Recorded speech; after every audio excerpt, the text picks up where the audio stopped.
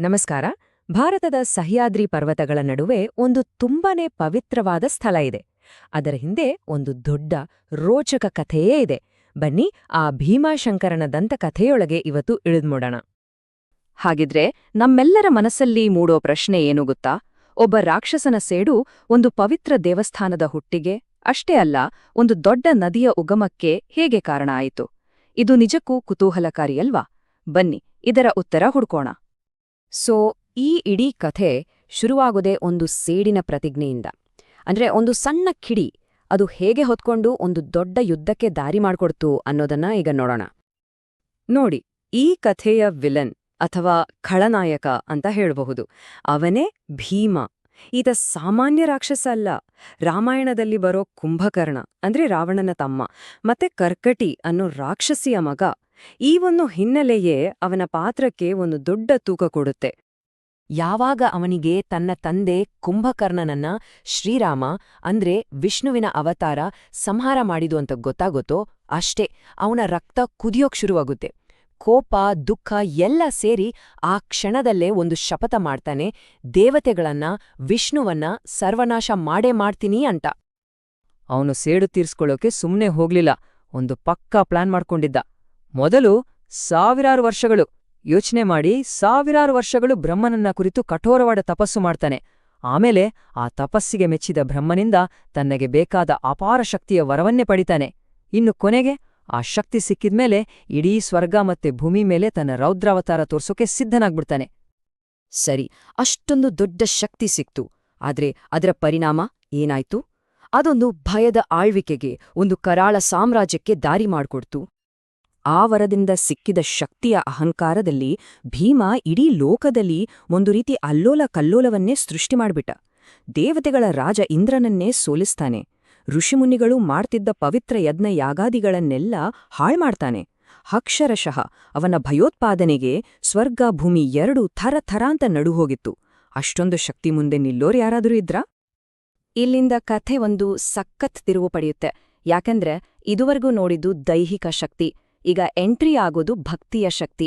ಶಕ್ತಿ versus ಭಕ್ತಿ ಅನ್ನೋ ಸಂಘರ್ಷ ಶುರುವಾಗುತ್ತೆ. ಒಬ್ಬ ರಾಜನ ಅಚಲವಾದ ನಂಬಿಕೆ ಇಡೀ ಕಥೆಯ ದಿಕ್ಕನ್ನೇ ಬದಲಾಯಿಸ್ಬಿಡುತ್ತೆ.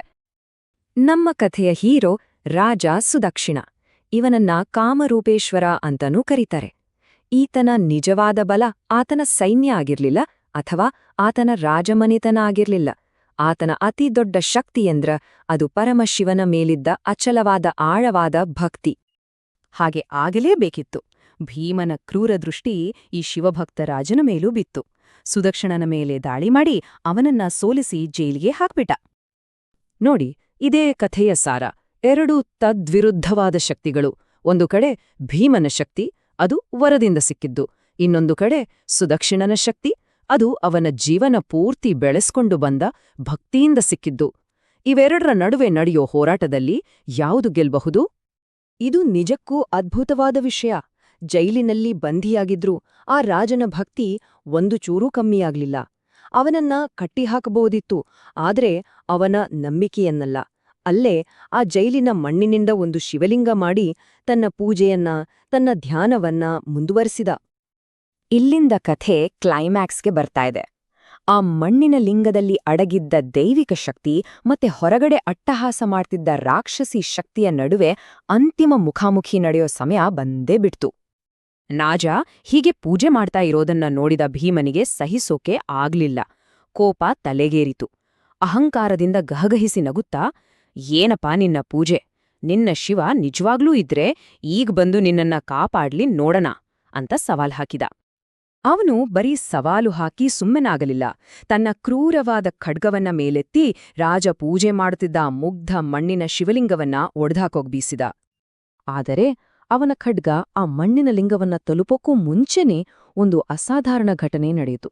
ಆ ಮಣ್ಣಿನ ಲಿಂಗ ತಾನಾಗಿಯೇ ಬಿರುಕು ಬಿಟ್ಟು ಸೀಳಿಹೋತು. ಆ ಸೀಳಿದ್ ಲಿಂಗದೊಳಗಿಂದ ಬೇರೆ ಯಾರೂ ಅಲ್ಲ, ಸಾಕ್ಷಾತ್ ಪರಮಶಿವನೇ ತನ್ನ ಭಯಂಕರ ರುದ್ರಾವತಾರದಲ್ಲಿ ಪ್ರತ್ಯಕ್ಷನಾದ. ಆ ಕ್ಷಣಕ್ಕೆ ಆ ಜಾಗದ ಇತಿಹಾಸ, ಭೂಗೋಳ ಎಲ್ಲವೂ ಬದಲಾಗೋಕೆ ಶುರುವಾಯಿತು. ಆ ಮಹಾಯುದ್ಧದ ನಂತರ ಉಳಿದದ್ದು ಬರೀ ಬೂದಿಯಲ್ಲ, ಬದಲಾಗಿ ಒಂದು ಹೊಸ ಸೃಷ್ಟಿ. ಆ ಹಾಳು ಹಂಪೆಯಿಂದ ಆ ಅವ್ಯವಸ್ಥೆಯಿಂದಲೇ ಒಂದು ಅದ್ಭುತವಾದ ಪರಂಪರೆ ಹೇಗ್ ಹುಟ್ಕೊಳ್ತು ಅಂತ ನೋಡೋಣ ಬನ್ನಿ. ಶಿವನ ರುದ್ರಾವತಾರದ ಮುಂದೆ ಭೀಮನ ಶಕ್ತಿ ಏನೂ ಅಲ್ಲವಾಗಿತ್ತು. ಇಬ್ಬರ ನಡುವೆ ಘೋರ ಯುದ್ಧ ನಡೆಯಿತು. ಕೊನೆಗೆ ಶಿವ ತನ್ನ ದಿವ್ಯ ತ್ರಿಶೂಲದಿಂದ ಭೀಮನನ್ನ ಭಸ್ಮ ಮಾಡಿಬಿಟ್ಟ. ಅಹಂಕಾರದ ಮೇಲೆ ಭಕ್ತಿ ಸಾಧಿಸಿದ ಜಯವದು. ಭೀಮಸಂಹಾರವಾದ ಮೇಲೆ ಅಲ್ಲಿದ್ದ ದೇವತೆಗಳು ಮತ್ತು ಋಷಿಮುನಿಗಳು ಶಿವನಿಗೆ ಒಂದು ಮನವಿ ಮಾಡ್ತಾರೆ. ಸ್ವಾಮಿ, ನೀನು ಇಲ್ಲೇ ಶಾಶ್ವತವಾಗಿ ನೆಲೆಸ್ಬೇಕು ಅಂತ. ಅವರ ಕೋರಿಕೆಗೆ ಮಣಿದು ಶಿವನು ಅಲ್ಲಿ ಜ್ಯೋತಿರ್ಲಿಂಗ ಅಂದ್ರೆ ಬೆಳಕಿನ ಸ್ತಂಭದ ರೂಪದಲ್ಲಿ ನೆಲೆ ನಿಂತ. ಹಾಗಾಗಿ ಆ ಒಂದೇ ಒಂದು ಮಹಾಯುದ್ಧದಿಂದ 2 ಅಮೂಲ್ಯವಾದ ಸೃಷ್ಟಿಗಳಾದವು. ಒಂದು, ಭೀಮನನ್ನ ಸಂಹಾರ ಮಾಡಿದ ಸ್ಥಳದಲ್ಲಿ ಹುಟ್ಟಿಕೊಂಡ ಭೀಮಶಂಕರ ಜ್ಯೋತಿರ್ಲಿಂಗ. ಇನ್ನೊಂದು, ಅದೇ ಯುದ್ಧದ ತೀವ್ರತೆಯಿಂದ ಉಗಮವಾದ ಭೀಮಾ ನದಿ. ಹಾಗಿದ್ರೆ ಈ ಕಥೆ ನಮ್ಗೆ ಬಿಟ್ಟೋದ ಪರಂಪರೆ ಏನು? ಮೊದಲನೇದಾಗಿ ಭೀಮಾಶಂಕರ ಜ್ಯೋತಿರ್ಲಿಂಗ. ಇದು ಶಿವನ ವಿಜಯದ ಪ್ರತೀಕವಾಗಿ ಇವತ್ತಿಗೂ ನಿಂತಿದೆ. ಎರಡನೇದು ಭೀಮಾ ನದಿ.